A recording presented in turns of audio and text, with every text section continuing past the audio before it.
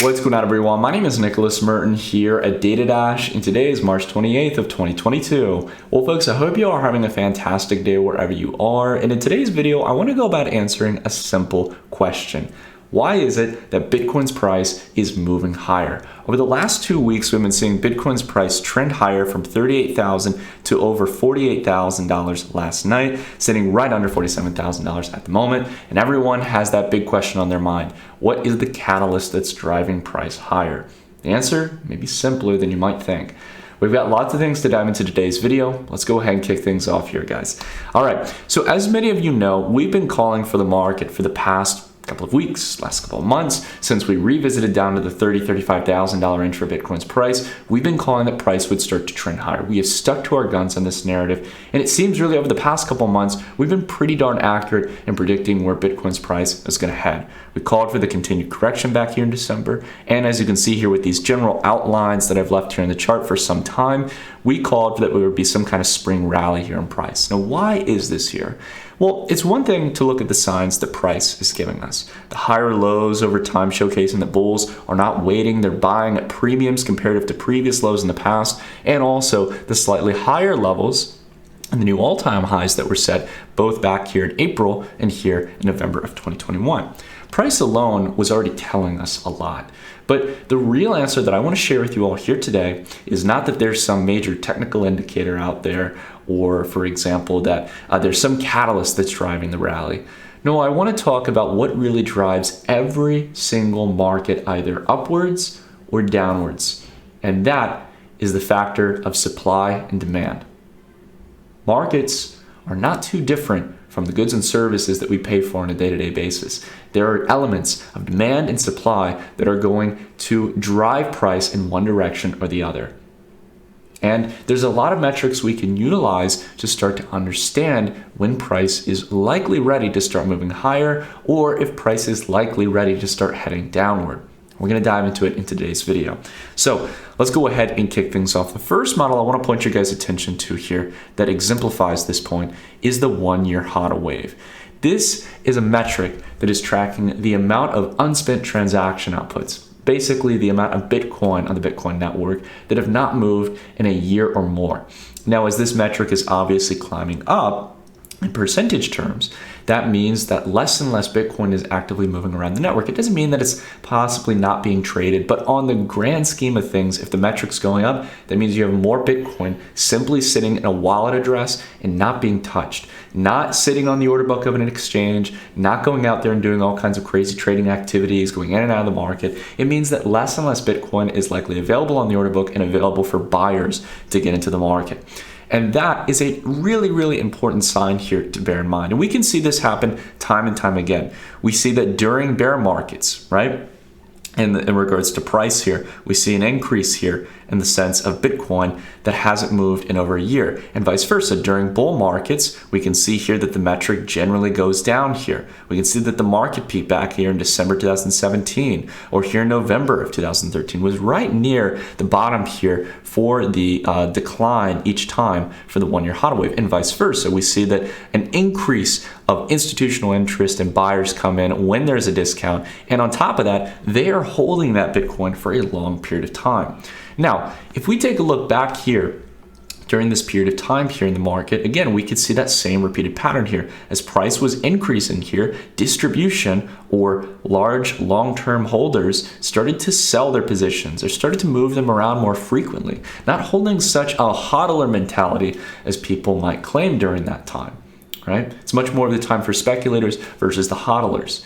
And we can see that over the past couple of months, all the while there has been so many scares around the macro environment of the Federal Reserve increasing interest rates and initiating quantitative tightening to curb inflation, with the conflict going on, the war going on in Ukraine, between Ukraine and Russia.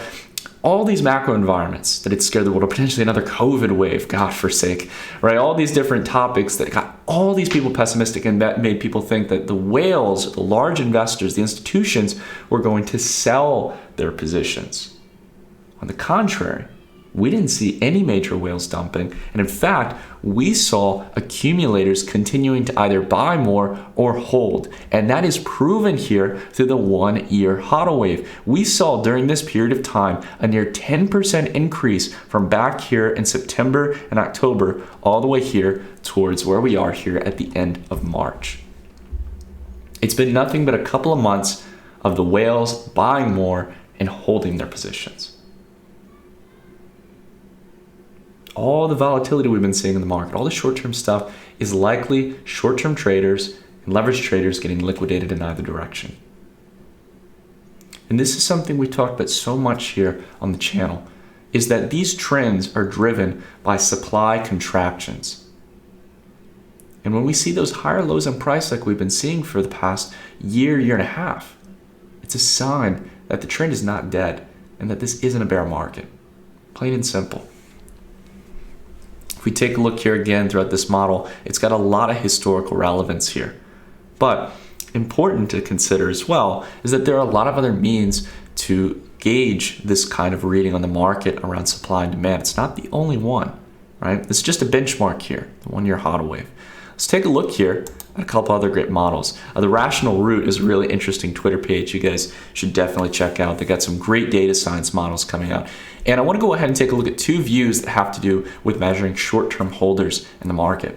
Now we can see here during periods of peak capitulation here in the market, we can find very similar ranges in regards to the amount of Bitcoin held by short-term holders. And it tends to be, of course, that when you get in euphoric periods, right, that's when you have the heightened amount of buyers coming into the market for a short-term basis. People who are looking to get rich quick, who are looking to make a quick buck in the market, double their money overnight.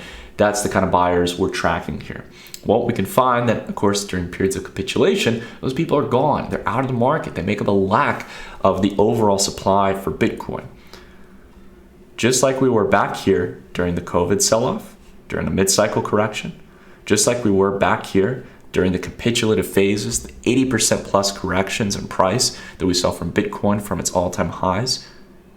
Very similar upward and downward momentum here for the short-term holders in the market.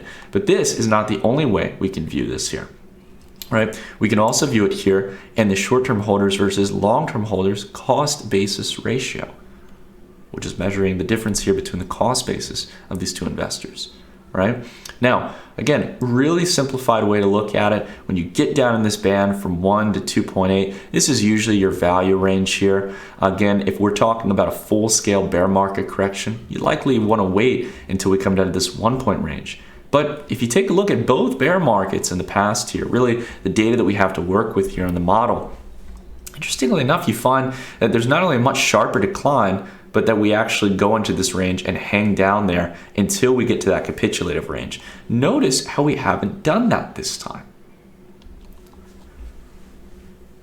In fact, if we look at the chart here, and again, this is why I've been drilling so hard this idea that what we've experienced is a sharp mid-cycle correction and not a bear market that's going to continue to perpetuate.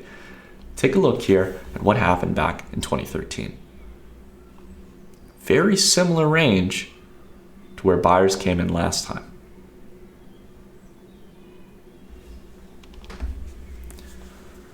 I don't want to go off one model. I think we've looked at too many to count here on the channel, guys. But there's just not any reason to believe that this is a bear market. If all of the macro concerns that have been going on right now have not scared Bitcoin's price below 30,000, I don't get what could cause Bitcoin's price to go down below 30,000 in the next coming weeks or the next few months. If you guys can think of anything, I really do definitely want to get a conversation going in the comments. I don't want to be a monolith of opinion, right? But this opinion that I've formulated has come from witnessing previous bull markets, bear markets, mid-cycle rallies, mid-cycle corrections, of fear and euphoria, of mixed emotions. I think right now we're starting to see the early signs of crypto markets waking up here, of the long-term hodlers who drive these rallies, both in pairing with the halving events, coming back into fruition and taking market prices higher for a second go around. I don't think it's going to be as short term as 2013. Again, we've been calling for this to go on towards around November of 2022 at the earliest for market prices, going in line with the expanding cycles, setting some kind of peak around 100K to 200K. I'm leaning more towards the 150K, 200K range, but digress on it. You guys get the point. I think we've got a lot of exciting things coming ahead here. And one last thing that I wanted to go off on, again, another great chart from the Rational Root here is the HODL price model. And this basically is a quite complex formula here, but gives us a very solid band here for where price could start to range over time. It does a great job of tracking the points of resistance as well as the points of support here for market price. And it looks like we're riding right in line here with the midline for the HODL price model, which again served as support here, served as resistance in the past, and support here as well. I think that we're right in the smack middle here of where we should have been. We were way overbought here, back here during 2020 to 2021, going into April and May. That's why we corrected so harshly and why price has just been chopping around that range. And this is a clear sign of how this cycle differs from the others here.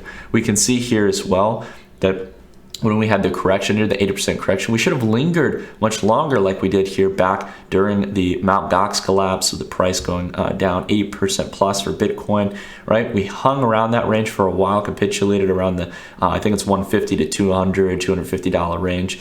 And then we started to trend higher in a parabolic fashion. But instead, we had one of the fastest recoveries and one of the strongest price rebounds in Bitcoin's history, followed again by a heavy mid-cycle correction because we had gotten overbought, right? And same went for here. We shouldn't have been this high so soon. That's an important thing to keep in mind. Now, if you guys are like me and you're focused on this longer term trend, and you're not trying to trade the market, you're not trying to get in and out of crypto, and you're really trying to think about how can you maximize your crypto investments long term, one of the platforms that I would definitely recommend y'all check out is our sponsor for today's video, and that is Celsius Network.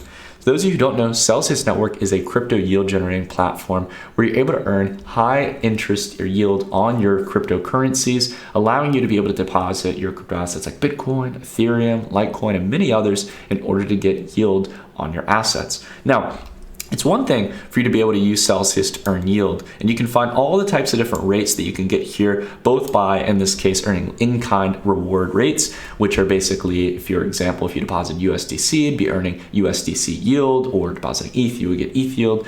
But on top of that as well, being able to earn higher yields in the form of CEL, the native token of the Celsius platform. But it's one thing to be able to get these yields, it's another to be able to borrow cash off your crypto. No need to take out loans or borrow money from the bank. In this case, you can actually utilize your cryptocurrency assets as collateral in order to take out very low interest yields through the Celsius platform, as low as 1% APR on your cryptocurrency assets, with no origination fees, no credit checks, easy refinance options, and low industry rates comparative to other providers in the space. I've been a big fan of Celsius, been following Alex and the team for a long period of time, and we even have Celsius Network integrated into my own mobile app, Digifox. So Celsius is a wonderful platform that I recommend you guys check out. And if you're interested, check the link down below in the description. It's a great way to support the channel and a great way to get some yield on this crypto assets for those of you who are hodling out there. Now, I want to go ahead and continue on here towards this topic of the market and where we're at right now. I've heard a narrative being shared around a lot, and I understand where the sentiment comes from. I think this is still something that we're going to have to see contested throughout this cycle. But a lot of people are concerned that, okay, look, Nick, maybe Bitcoin is going to start trending higher. Maybe you've got me there, and I'm convinced on that. But what about altcoins? What's your thought on altcoins? And of course, I want to be very clear with you guys. Yeah, I'm exposed to altcoins right now, but again, I can go rotate to Bitcoin if I want. I'm not going to let my own bias and my potential greed get in the way of me seeing whether or not it's good to be in Bitcoin or altcoins. I want to protect my net worth, right?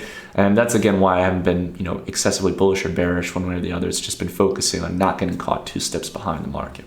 But a lot of you might be wondering about what my thoughts are on altcoins. And to be honest with you all, I don't think the narrative that some people are sharing that it's time to get out of altcoins and go into Bitcoin if the market's going to trend higher, I don't think that that's completely justified.